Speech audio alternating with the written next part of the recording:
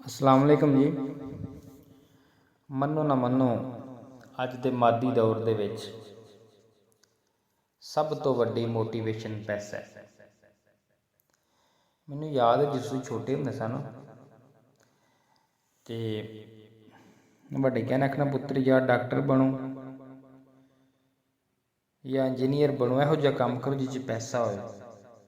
ਸਭ ਤੋਂ ਵੱਡੀ ਮੋਟੀਵੇਸ਼ਨ ਹੀ ਪੈਸਾ ਹੈ ਅੱਜ ਦੇ ਦੌਰ 'ਚ। ਲੇਕਿਨ ਹੌਲੀ ਹੌਲੀ ਜਦੋਂ ਅਸੀਂ ਵੇਖਿਆ ਕਿ ਡਾਕਟਰ ਅਤੇ ਇੰਜੀਨੀਅਰ ਇਸ ਮੁਲਕ ਦੇ ਵਿੱਚ ਰੁਲ ਰਹੇ ਨੇ, ਜਦੋਂ ਜਵਾਨ ਹੋਏ ਡਾਕਟਰ ਜਿਹੜੇ ਨੇ ਉਹ ਵੀ ਰੁਲ ਰਹੇ ਨੇ, ਇੰਜੀਨੀਅਰ ਵੀ ਰੁਲ ਰਹੇ ਨੇ। ਡਾਕਟਰ ਵਿਚਾਰਾ ਜਿਹੜੇ ਇੱਥੇ ਨੌਕਰੀ ਬੜੀ ਔਖੀ ਲੱਭਦੀ ਹੈ, ਹਾਊਸ ਜੌਬ ਜਿਹੜੀ ਤਨਖਾਹਾਂ ਤੋਂ ਬਗੈਰ ਕਰਨ ਦੇ ਨੇ, ਜਾਂ ਬਾਹਰ ਜਾਂਦੇ ਨੇ ਵਿਚਾਰੇ ਯੂਕੇ ਅਮੈਰੀਕਾ, ਉੱਥੇ ਜਾ ਕੇ ਸੈਟਲ ਹੁੰਦੇ ਨੇ।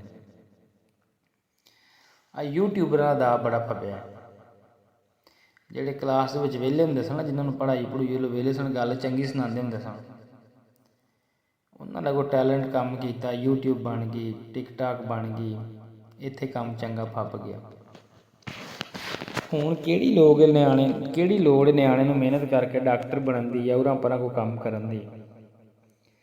ਜਦੋਂ ਡੱਕੀ ਭਾਈ ਨੇ 4 ਵੀਡੀਓ ਬਣਾ ਕੇ ਪੁੱਠੀਆਂ ਸਿੱਧੀਆਂ ਗੱਲਾਂ ਮਾਰ ਕੇ ਵੰਨ ਸੁਵੰਨੀਆਂ ਗੱਡੀਆਂ ਲੈਣੀਆਂ, ਇੱਕ ਡਾਕਟਰ ਨੇ 20 ਸਾਲ ਜ਼ਲੀਲ ਹੋ ਕੇ ਤੇ ਬਾਅਦ 'ਚ ਲੋਕਾਂ ਦੀਆਂ ਗੱਲਾਂ ਸੁਣਨੀਆਂ, ਕਿਹੜੀ ਲੋੜ ਹੈ ਡਾਕਟਰ ਬਣਨ ਦੀ।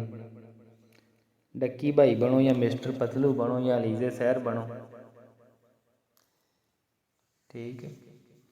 ਦੁਨੀਆ ਦੀ ਪ੍ਰੈਫਰੈਂਸ, ਪੈਸਾ ਚੇਂਜ ਹੋ ਗਿਆ ਨਾ, ਪੈਸਾ ਇੱਥੋਂ ਆ ਰਿਹਾ ਹੁਣ।